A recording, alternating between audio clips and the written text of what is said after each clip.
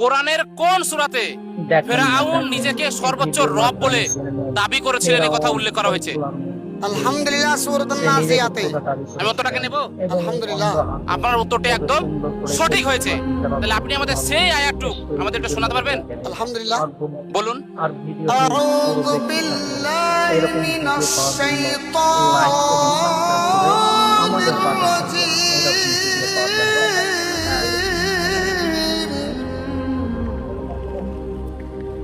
বিসমিল্লাহির রহমানির রহিম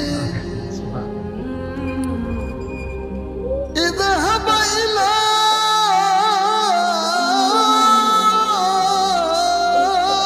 فرعون إنه طغى فقل هل لك إلى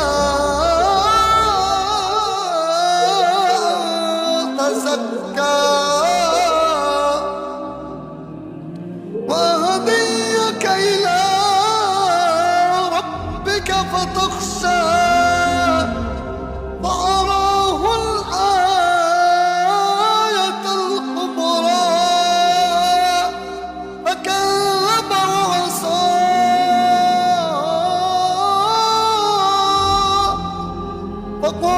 فقال أنا ربكم الأعلى সুবহানাল্লাহ, আল্লাহু আকবার। এখানে ফিরআউন নিজেকে সর্বোচ্চ রব বলে দাবি করেছিলেন। আমাদের এই অন্ধ হাফেজ, দৃষ্টিহীন হাফেজ আপনাদের সামনে তিলাওয়াত করে আপনাদেরকে শুনিয়েছেন। তো আপনারা ভিডিওটি দেখছেন, ভিডিওটি আপনারা নিজে দেখুন এবং অপরকে দেখার সহযোগিতা করুন।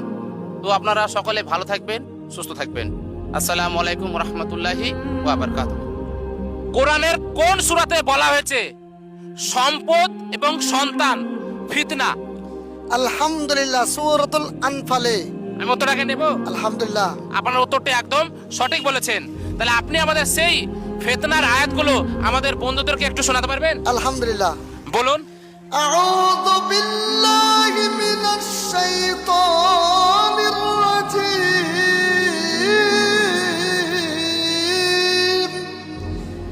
বিসমিল্লাহির রহমানির রহিম ওয়া'লামু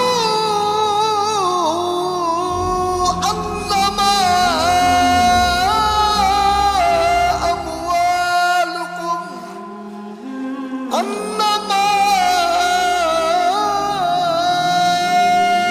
আমওয়ালুকুম ওয়া আওলাদুকুম ফিতনাহ ওয়া ইন্নাল্লাহা ইনদাহু আজরুন আযীম।